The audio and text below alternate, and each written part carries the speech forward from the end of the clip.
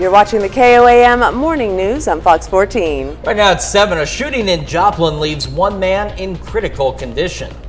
Plus, a class in Southeast Kansas allows you to learn how to pull hoops in rug making. And we've got ourselves, as you can see here, a breezy day across the area. Rain rolling in and snow for our Tuesday. We'll have another look at your forecast, get you out the door coming up. The 4 states' most watched news starts now. Good morning and welcome to the KOAM Morning News on Fox 14. I'm Caitlin O'Shaughnessy. I'm Chris Warner, just after 7 o'clock on this Monday morning, and we've got a lot of weather to discuss. It looked like the whole camera was about to just get blown off there. It looked like an earthquake almost, but it is just very gusty winds. So let's start with that camera, shall we? This is our camera on top of the Cornell complex in downtown Joplin. You are watching it rock in the wind out there. And take a look at the flags on City Hall, just whipping out there, as we're going to see wind gusts today anywhere from 40 to 45 miles an hour. We've got the cloudy skies. Roads and stuff are dry right now, but that is about to change as showers rolling into the area. Take a look at the MoDOT camera on 20th and Rangeline. Now it's zoomed in, so it's going to be a little more impacted by the wind. It's going to make it look a little more extreme out there, but nonetheless, it's mounted on the pole that stands straight up, and those are pretty thick, pretty sturdy, and it's rocking like that in the breeze. That's how windy it is. Then the Skywatch Storm Tracker showing us the rain getting ready to roll in out of Oklahoma, getting into southeastern Kansas now, and it will continue to push on through as we go through the morning. And on the loop, if you look here and there, you'll see a few little lightning strikes from time to time, so a rumble of thunder or two will be possible as well. And we could see a brief wintry mix into some of our northwestern counties as you may cool back just a little through the day while the rest of us get a little warmer. For our Tuesday, we've got a medium, so low, medium, high. We've got medium for wind, cold, and snow in terms of winter weather impacts, because as windy as it is today, it's going to give an encore performance for us on our Tuesday. It's also going to be quite cold, and with the wind chills, it's going to feel even colder. And then some of us could be dealing with a fair amount of snow as we head into our Tuesday. Winter weather advisories in place for the northern half of our area. For the bulk of southeast Kansas, these run through noon, and from here east, they run until 6 tomorrow. And then on top of that, we've got wind advisories out there today for southeast Kansas and southwest Missouri through 4, and northeastern Oklahoma and Benton County and Arkansas through 5. Again, for those wind gusts 40 to 45 miles an hour. 44 in Joplin, 44 in Pittsburgh right now. And again, some of us a rain-snow mix in our northwestern counties. The rest of us rain out there and breezy as our temperatures climb into the upper 30s and low 40s. We're having an in-depth look at our snow chances tomorrow and the other changes coming this week here in just a few more minutes. Caitlin? Thanks, Chris. Well, Joplin police say a man is in the hospital after being shot multiple times in the Bar District. It happened just after midnight Friday night near the intersection of 6th and Joplin Avenue. Authorities say the 25-year-old victim was rushed to the hospital. At last check, he was in critical but stable condition. Police are still trying to identify a suspect. And a 3-story Nevada home is destroyed after a fire Saturday night. It happened just before 7 p.m. in the 500 block of West Austin Avenue. Officials say it took a while to get the blaze under control. It was so powerful, in fact, it even caved in the roof.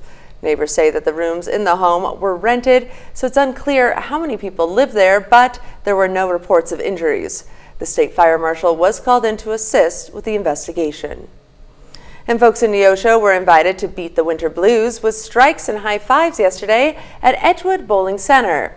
Yesterday was the start of the Adult Child League. Locals are invited to join the non-sanctioned tournament every Sunday for 12 weeks.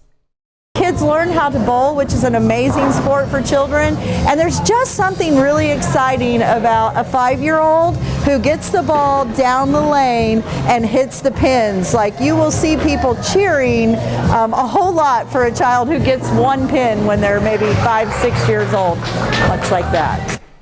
3 teams bowled in yesterday's event. And as dangerously low temperatures hit the 4 states, we want to make sure you are informed about local warming centers and resources near you. Most warming centers will be open once temperatures hit 32 degrees or below. In Jasper County, Joplin Public Library, Joplin City Hall, Webb City Senior Center, and the Carthage Library will be open during normal business hours. In Crawford County, the Wesley House, and in Ottawa County, the Miami Public Library will be open during normal business hours, as well as taking donations for hats, coats, and gloves available for anyone to grab. For more information on warming centers in the 4 states, go to our website at KOAMnewsnow.com. Kathy Wagoner of Hooks and Loops Primitive Rug Hooking taught beginners in Kansas the essentials of rug hooking Saturday at the Crawford County Historical Museum. The class included basic binding techniques, how to pull loops, and a little history of the primitive rugs. I had a friend that was doing it, and she said, "You've got to come learn with me." I'm like, "I don't know." And she says, "Yeah, let's go." We went to Eureka Springs. That was the closest place to learn, and we took a class, and that's what started it. Saturday's class was $65 per person, with some of the proceeds going toward a donation to the Crawford County Historical Museum. Up next, Lori Horton is with us this morning to show us her recipe for fudge top cookies. Don't be left out in the cold this winter. Let Miami Fireplace and Stoves help keep Vita Nova. Show your support by personalizing a brick, and together we'll build Vita Nova Village. Welcome back to the KOAM Morning News, 7:08 now on this Monday morning. Sorry, I saw Tuesday up there. It's Monday. This is for Tuesday. Quick recap. Bulk of Southeast Kansas. Winter weather advisories through noon tomorrow. And then for these points and east, it is until 6 o'clock tomorrow evening for those winter weather advisories.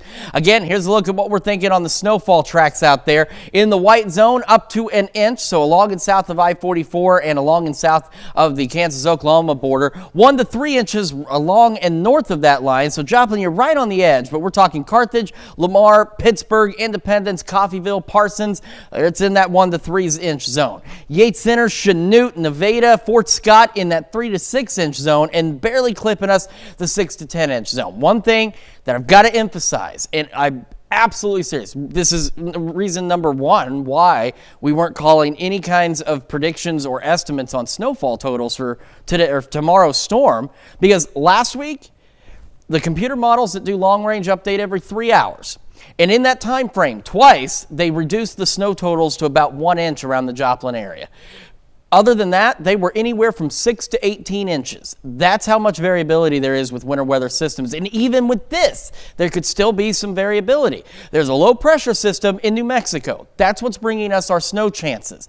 That low pressure system, we've got decent confidence on the track it's going to take, and therefore decent confidence on these snowfall totals. However, there's still a very slight possibility that that low pressure system could take a turn further south. If it does, all of this is gone. This shifts much further south, which means our snow totals increase across the area if the low pressure system shifts further south. If it maintains its track, then this is what we're looking at. And if for any reason it suddenly shifted north, we wouldn't hardly see any snow at all.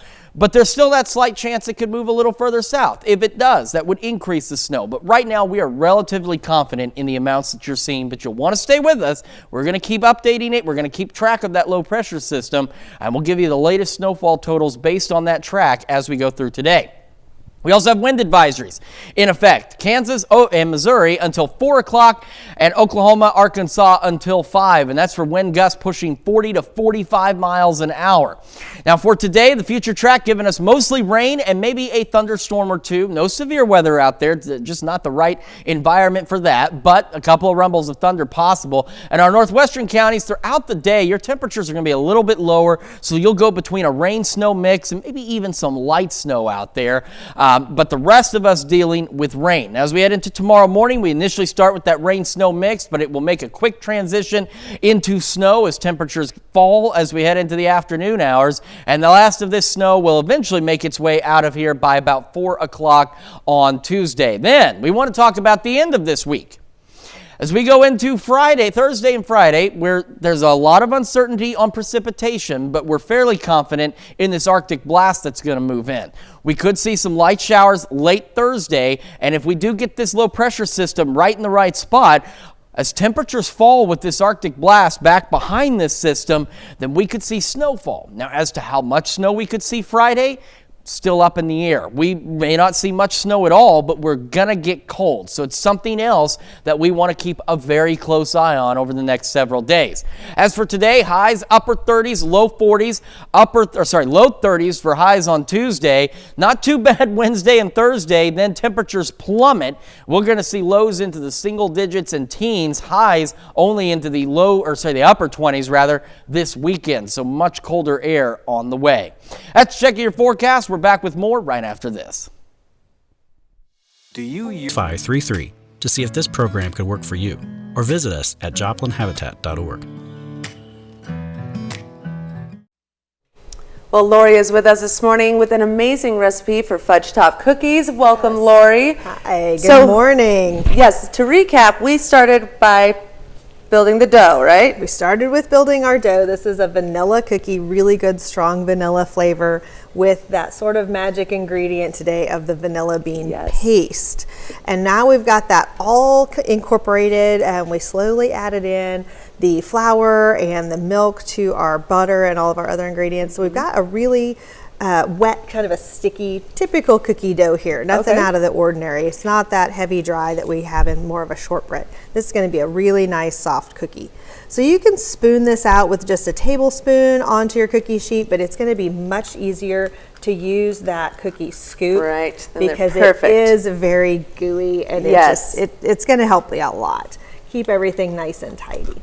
So we just put these out on our nice size cookie sheet. This is a parchment line. You'll notice, as usual, I have that parchment paper on there. That's going to help keep our cookie sheet easy to clean up, but also it gives that little barrier there so that these will bake with a nice golden brown bottom. Perfect. Okay. And now, after we get all that done, magic of television, when they come out from that 400-degree oven after only about 5.5 minutes. Oh, really? Is what mine baked last night. Okay. Very quick. They have a nice golden bottom. And very little color to the top. You typically want to leave a cookie in until it turns a little golden brown. If you leave these until they are golden brown on top, they will be very burnt on the bottom. Yeah, so they cook very fast. They cook very quickly.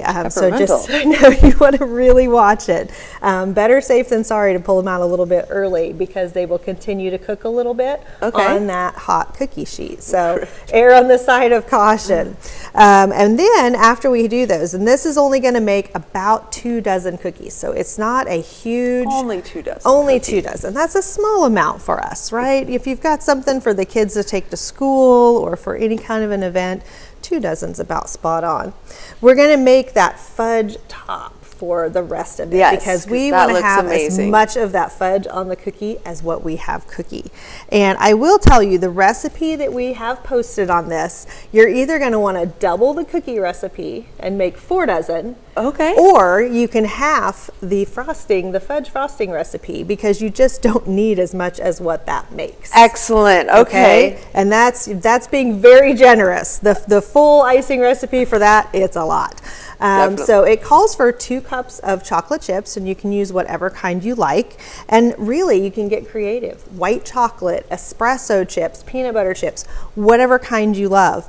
But a typical bag is about 2 cups. So you'll start with that. We're going to add in some whipping cream, some more of that bean paste, and of course we're going to finish it off with some powdered sugar, and we'll get that all stirred up for you when we come back. Yes. And top these off with a huge amount of fudge, but we've also got a little twist on it. You know, I'm excited to make a little twist on there once in a while and come up with something a little bit different to do with it also. All right, great. Lori, we'll stick around for our final segment of this cooking piece right after this.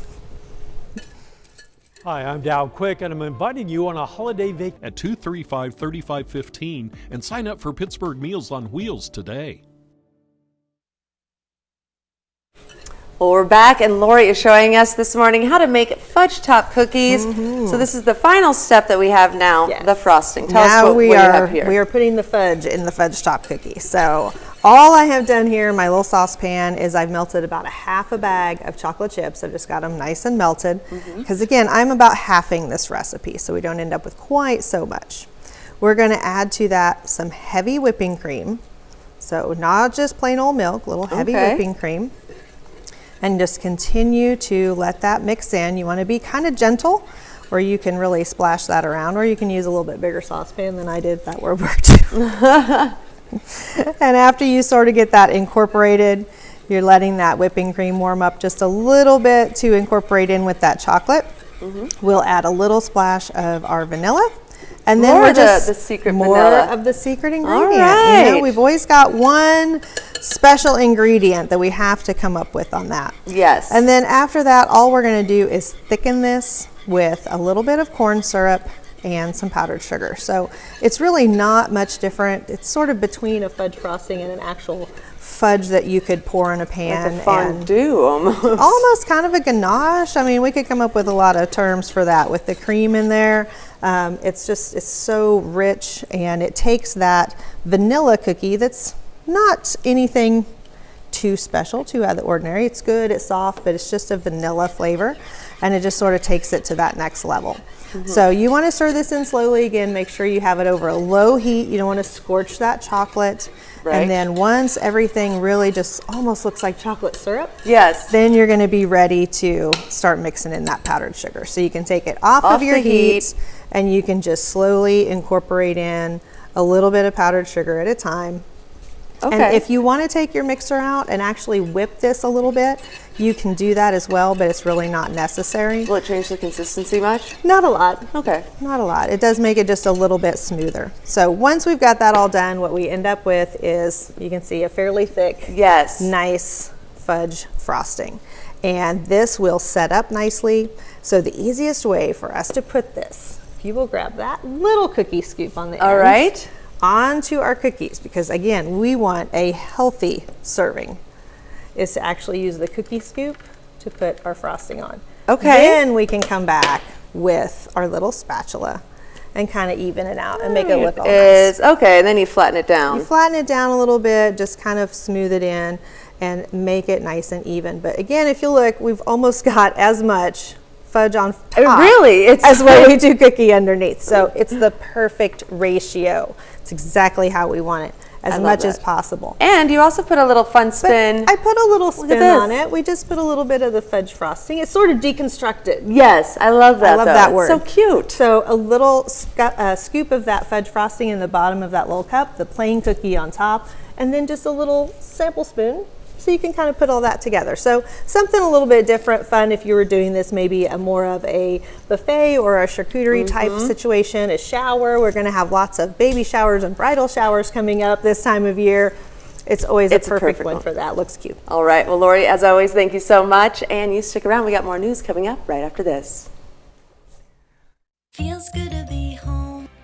Ashley's % off clearance and closeout mattresses while supplies last. The New Year's mattress sale ends soon, only at Ashley. You're watching the 4 States Most Watched News.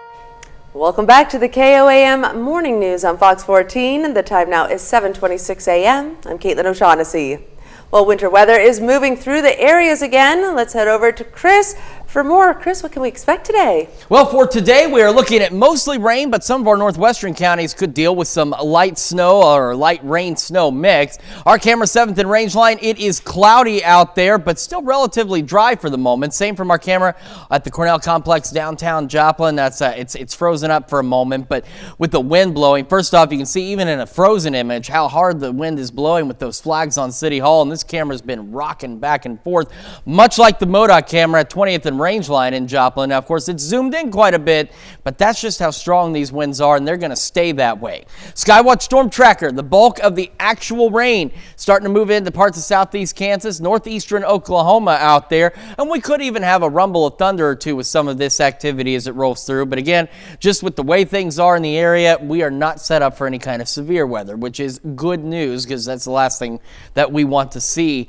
here in the 4 states. In terms of our Tuesday, winter weather impacts a medium for the snow, cold, and wind, because our winds today, which by the way could gust 40, 45 miles an hour, will make an encore performance tomorrow. So not only is it going to be cold, but we're going to have those not so pleasant wind chills, and we could have some blowing snow out there, leading to reduced visibilities for some of us, and of course some of us going to deal with a fair amount of snow. As it stands right now, we have winter weather advisories for pretty much the northern half of our viewing area. Most of southeast Kansas starting until noon, run until noon tomorrow, and then from here and east, these run until 6 o'clock tomorrow evening. And then for today, we also have wind advisories out there for Kansas and Missouri through 4 o'clock today, and in Oklahoma and Arkansas until 5. And again, that's for winds that could be gusting 40-45 miles an hour out there. Quick look outside. 44 in Joplin, 44 in Pittsburgh, and this sign is reminding folks because Crawford County is in that winter weather advisory and to plan your trip, and that is essential because you want to make sure that you are prepared for this. As we go through today, again, our northwestern counties, say Yates Center, could see a rain-snow mix through the days. You're going to be a little cooler. The rest of us going to deal with rain, maybe a rumble of thunder or two, breezy conditions, and temperatures upper 30s and low 40s out there. We have the snow coming. We also have some much colder air on the way. We're going to look at all that in the full forecast here in just a few more minutes. Caitlin? All right, thanks, Chris. Well, Joplin High School graduate Isaiah Davis played in the FCS title game yesterday, and some folks in Joplin came together to cheer on the former four-state athlete. Gambino's Pizza in Joplin hosted a watch party for the 2020 Missouri Football Gatorade Player of the Year turned South Dakota State Jackrabbit. Locals were invited to enjoy a slice or two while they cheered on number 22 in yesterday's game. I think it's exciting for the Joplin area. It certainly means a lot to us here at Gambino's Pizza that we like to be a part of the community, of course, and we support the area schools through a lot of different programs and donations and things of that nature, and so it's fun to kind of honor one of our own. Isaiah's been a lot, I think, to the area. I'm glad he's getting some press coverage, quite frankly. Kickoff was at 1 p.m. And couples in the four-state area had the chance to get their something new and something borrowed yesterday at the Carthage Bridal Market. The event, hosted by Uniquely Yours, invited locals to come and shop for pre-loved decorations and other wedding-related items from recent newlyweds. There was also bridal vendors offering their services for the big day. Vendors and just some decoration things, kind of just browsing for little things here and there that you kind of forget about. I think a lot of stuff that we still have to do is just planning, like what do we want to do during our ceremony, songs, playlist, all that fun stuff. Admission for the bridal market was $5 at the door. And as it gets colder, experts say now is a good time to take on a few tree-related tasks. One of those is spreading a layer of mulch around the base of your trees. It will act like a blanket and protect the roots from freezing temperatures. It also helps maintain soil moisture, and tree service pros say not to pile too much mulch right up against the trunk of a tree. And with trees dormant, it's also a good time to remove problem limbs before winter weather does it for you. This time of year, we get ice and we get a lot of snow, which means there's going to be a lot of extra weight on these limbs, so it's a good time to do major weight reductions or remove those limbs altogether so that they're not breaking over major structures or your home or your car. While some people may feel comfortable running their own trees themselves, experts recommend calling a professional if you have a job that requires climbing a ladder with a saw. And a Joplin organization is offering illegal immigrants and refugees in the area the opportunity to learn how to drive in a simulator. For this program, the Refugee and Immigrant Services and Education, RAISE, was supported by the Joplin Interfaith Coalition. The money put toward the purchase of the equipment comes from the coalition's annual bake sale at almost $10,000. According to RAISE, knowing how to drive is essential in the area.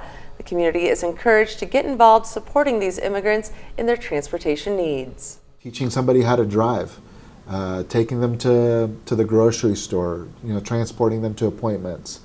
And, we also need a lot of donations. When these families come, we need to furnish their homes. We need help to set up the houses. RAISE is an official resettlement site through Lutheran Immigrant and Refugee Services. To learn other ways the nonprofit supports immigrants and refugees, go to our website at koamnewsnow.com. And some four-staters Saturday were able to kick off the new year on the right foot with a community run. Attendees were able to run or walk the 2- and 3-mile courses. The Running Collective hosts 2 runs every Wednesday and 1 Saturday run once a month.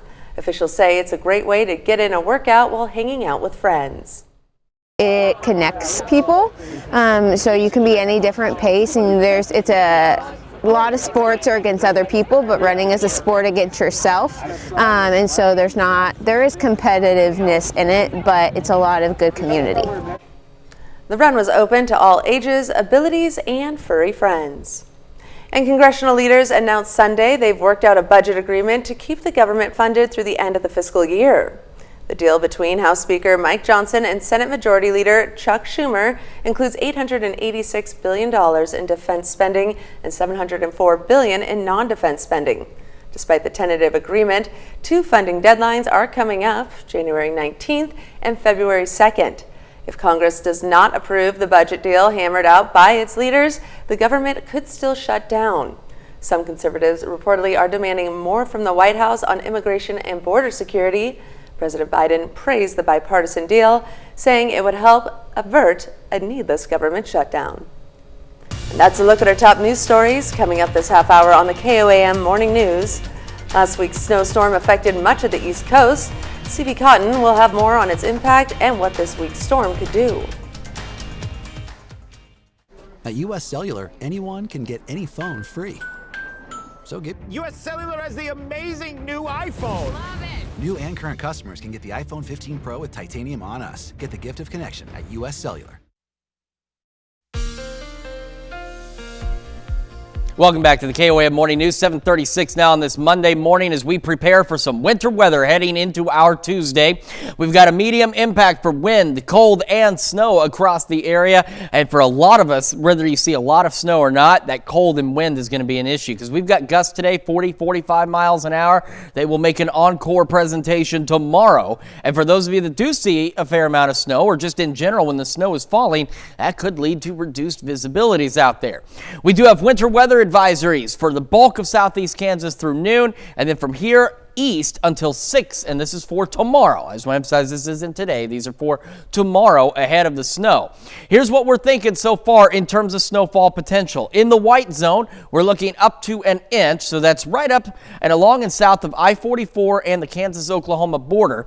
1 to 3 inches in the light blue zone. So Joplin, you're right on the edge of that. So we're thinking 1-2 inches of snow, but Carthage, Lamar, Pittsburgh, Independence, Columbus, Coffeyville, Parsons, you're in that 1 to 3 inch zone. Yates Center, Chanute, Fort Scott, Nevada, you're in that 3 to 6 inch zone, and then we have the 6 to 10 inch zone clipping our extreme northern edges of our area here. However, one thing that we've been talking about, and I know you probably heard me say it several times, but I just want to drive the point home. All of this, we've got fairly decent confidence in terms of the snowfall totals here because we have fairly decent confidence in the track of the low pressure system that's bringing us the snow. However, there is the ever so slight chance that it could shift a little further south. It wouldn't take but a few miles difference on that low pressure system tracking further south to bring these snowfall totals up across the area. It's a very slim possibility, but it is one we're going to watch very closely because you know how Mother Nature is. She likes to throw curveballs at you. But at least right now, we're fairly confident in the track of the low pressure system and therefore relatively confident in these snowfall totals so far. In addition to all that, we have wind advisories to contend with. Kansas and Missouri, they run through 4 today, and in Oklahoma and Arkansas, they run until 5. And again, that's for wind gusts today out of the southeast, 40 to 45 miles an hour. Most of us are going to deal with rain and maybe even a couple of thunderstorms as we go through our Monday. Again, no severe weather because they're just not really set for that, but don't be surprised if you do hear some thunder out there. And then in our northwestern counties, as temperatures stay a little cooler and kind of fluctuate, you'll be right on the edge of that rain-snow mix out there. Not expecting much in terms of accumulations today, but could lead to some slick spots out there. And as we head into tomorrow, we're going to start initially with a bit of a rain-snow mix around the area, and as temperatures fall back, we're going to see that convert to all snow across the area. And that snow will gradually in from west to east and be out of here by about 4 o'clock in the afternoon tomorrow. So again, stay here. We're going to keep you updated on all this. And then there's the end of this week that we have to keep a close eye on. We're going to get cold. One thing we're fairly certain of is a pretty nasty Arctic blast that's going to push into the area by the end of this week and make things downright cold, just cold. However, there's this low pressure system that's going to be responsible for that. Lots of uncertainty still on this, but we're going to keep a close eye on it. We could start with some light rain showers late Thursday, and as we head into our Friday, yeah, we start off warm, but take a look at Wichita, Dodge City, Goodland, Kansas City. We're going to get cold very quickly Friday, and we're going to see this change over to snow across the area, and that snow will last for the majority of our Friday. So it's another system that we've got to keep a very close eye on, but we're still too far away to give a lot of information yet. All right. Low 40s, upper 30s today, low 30s tomorrow, a little better Wednesday, Thursday. Look at these lows back into the single digits and teens as we head into the weekend, and we're only into the upper 20s by this weekend as well. Let's check your forecast. We've got more right after this. I'm not coming out until Casey's has thin crust. This. Well, now you have. Buy one large single-topping pizza, get the second half off. Only at Casey's. In Consumer Watch this morning, taxes by policymakers on sugary drinks are having some intended effects on consumers. A new study published in the Journal of the American Medical Association says soda taxes imposed by some cities have resulted in a decline in soda sales. The study looked at cities like Philadelphia, Seattle, and San Francisco, where the tax could add more than $1.30 to the total price of a 2-liter soda bottle. The study estimates that a 33% rise in soda prices will lead to a 33% decrease in volume sales. Researchers expect that the drop in sales could also save consumers money by avoiding medical costs from diseases caused by excess sugar. And some United Airlines passengers are left stranded in Puerto Rico after the grounding of certain Boeing planes. The airline canceled 230 flights, or about 8% of its scheduled departures on Sunday. United Airlines has temporarily suspended service on a number of its Boeing 737 MAX 9 planes. It comes after a cabin panel blew out during a flight on the same Boeing plane model run by Alaska Airlines Friday. The Federal Aviation Administration has grounded the 737 MAX 9 aircraft for now. About 25,000 travelers are dealing with flight cancellations. Alaska Airlines says it expects delays to continue into the middle of next week. And the recent grounding of the Boeing 737 MAX 9 plane is causing flight delays and cancellations. And if you have a flying soon, here is what you need to do. The Federal Aviation Administration ordered a temporary grounding of certain Boeing 737 MAX 9 jets after a mid-flight blowout on an Alaska Airlines plane. Alaska Airlines and United Airlines have pulled their MAX 9 jets for inspections. For travelers who have upcoming flights with the affected airlines, a Wall Street Journal report is giving insight on what you need to know. Make sure to check your email or other alerts from the airlines. The report says Alaska Airlines has a flexible travel policy offering impacted travelers the option to rebook or request a refund. While United says it is working to put impacted travelers on a different aircraft, and to see what kind of plane you're on, you can check your reservation confirmation. The nor'easter dumping snow on New England this weekend, also creating messy conditions at airports in the Northeast in the form of cascading flight delays and cancellations as a result of the winter storm. Fox News correspondent CB Cotton is at LaGuardia Airport in New York with more on that story.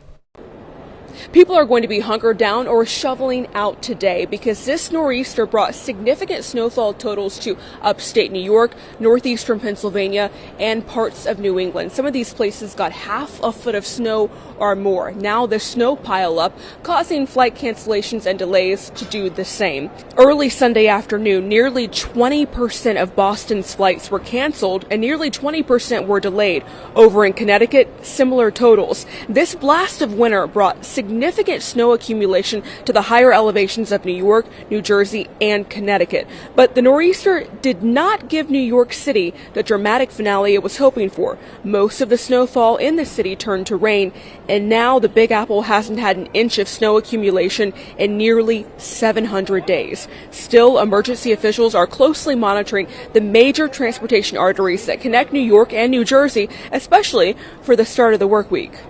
We make sure that our bridges and tunnels are flowing appropriately, keep the traffic moving, keep them moving safely, and then again providing the commuters the information that they want and need to ensure that they have a good commute. With temperatures expected to drop in parts of the Northeast and New England, meteorologists warn that wet roadways will freeze over tonight, making travel especially dangerous.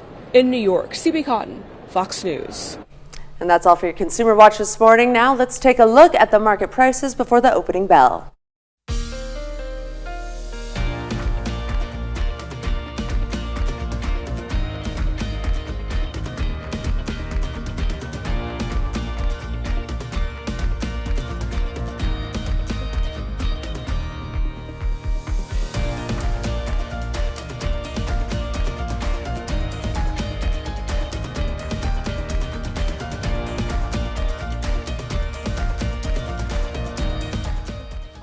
JenniferHudsonShow.org. Yoga is a great way to exercise your mind, strength, and flexibility, but if you're looking to add something more, you may want to check out a studio in Arizona. They're adding a hot twist to the traditional way. Fox's Danielle Miller takes us there to learn more. I would say our class sizes can increase about 25 to 40% during the new year. Like most gyms, Patty Callahan's yoga studio, True Hot Yoga, sees a bump in business come the new year. We definitely see an increase. Actually, it starts in November, December, really picks up in January, February. It's pretty consistent through the spring. Patty says the newbies are typically people looking for something a little different. Hot yoga has traditional yoga poses and moves, all done while in a room that sits at about 105 degrees. She says anyone can give this physical and mental workout a try and go at their own pace when they're on the mat. A little burnout on maybe some of the conventional forms of exercise. So they're looking to yoga, for a variety of reasons. Sometimes it's just a physical workout. Other times it's stress relief, to recover from injury. And usually they stick with it. And it has stuck for some members who've been practicing for 18 and 15 years. They tell us the heat is hard at first, but now they can't imagine not doing it. When you're present, you no longer notice it. I think that's the key. I think for people who start out new, I'd say give it at least 10, 15 times because your mind has to just be present. And once it is, the heat is just an afterthought. It just brings peace to your mind, body, soul, all of it. There's a wide range of times and locations to come and sweat in the new year. That's certainly an interesting take on yoga. No.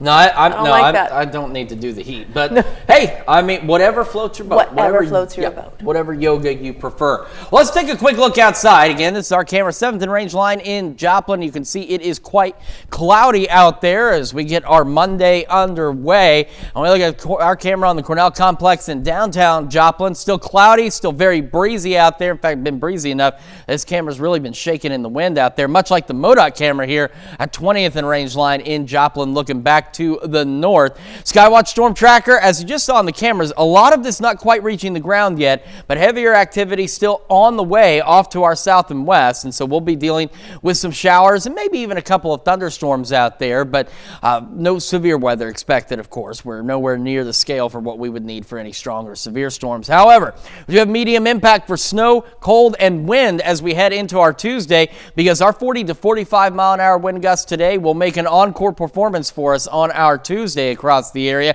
leading to not so pleasant wind chills. And of course, when the snow starts to fall, could lead to some reduced visibilities.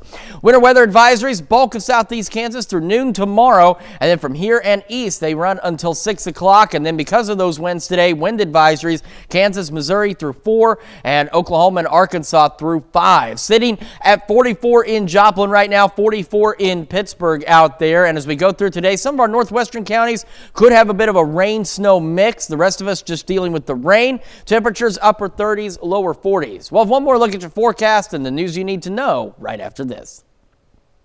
Our first responders fight to keep us safe. Let's fight for them. KOAM News. Bronze Stars, Vietnam Campaign Medal, and the National Defense Service Medal. We are proud to salute Dennis Wilson, a 4-state hero. Here's a check of today's top headlines, the news you need to know before you head out the door. Joplin police say a man is in the hospital after being shot multiple times in the Bar District. It happened just after midnight Friday night near the intersection of 6th and Joplin Avenue. Authorities say the 25-year-old victim was rushed to the hospital. At last check, he was in critical but stable condition. Police are still trying to identify a suspect. A 3-story Nevada home is destroyed after a fire Saturday night. It happened just before 7 p.m. in the 500 block of West Austin Avenue. Officials say it took a while to get the blaze under control. It was so powerful it even caved in the roof. Neighbors say the rooms in the home were rented, so it's unclear how many people lived there, but there were no reports of injuries. The state fire marshal was called in to assist with the investigation. And a Joplin organization is offering illegal immigrants and refugees in the area the opportunity to learn how to drive in a simulator. For this program, the Refugees and Immigrant Service and Education RAISE was supported by the Joplin Interfaith Coalition. The money put toward the purchase of the equipment comes from the coalition's annual bake sale of almost $10,000. According to RAISE, knowing how to drive is essential in the area. The community is encouraged to get involved supporting these immigrants in their transportation needs. All right, most of us today, rain, maybe a couple of thunderstorms out there. Highs upper 30s, low 40s. Some of our northwestern counties, though, could get in on a bit of a rain-snow mix. Southeast winds gusting 40 to 45 miles an hour. Staying breezy through the evening, some rain, and then eventually as we head toward tomorrow morning, a transition to snow, and we'll fall back into the upper 20s. Still windy tomorrow as well. Snow chances through about 4 o'clock tomorrow. Low 30s for the highs. A little warmer Wednesday and Thursday. Watching an Arctic blast heading into the weekend. Lows back into the single digits and teens, highs in the upper 20s, and another possible round of snow for our Friday. So a lot to watch this week. Absolutely. Well, 74,599 teddy bears and stuffed animals were collected at this year's Hershey Bears Teddy Bear Toss Hockey Game. This surpasses the club's previous hockey world record of 67,309 collected in 2023. A world famous event held during yesterday's game versus the Lee Valley Phantoms. Hershey's annual giant teddy bear toss has collected 464,000. Oh, that looks like so much fun! Teddy bears since its inception in 2001. Oh, I love that. Oh, Chris, we have to do this. This is a good time. Well, we've got Trevor down here. We can toss teddy bears at him. Look at that. Oh, what a good cause, too. That's a big guy. They ain't messing around. Well, this all gets donated to the Children's Miracle Network of Hershey in recognition of the staggering generosity shown by bear fans. And the Swaggart family has made a contribution to Children's Miracle Network Hershey in celebration of the giant teddy bear toss since 2016. That does look like a lot of fun. Honestly, that looks like the kids' room. Many. So everyone just brings their own stuffed animal, and then they wait till the end of the game and just go nuts, huh? Yeah, looks like fun. I love that. Well, don't forget, we're keeping an eye on snow across the area as we head into our Tuesday. We'll keep you updated on that, and we want to thank you so much for letting us put the good in your morning. And we'll see you later today at noon.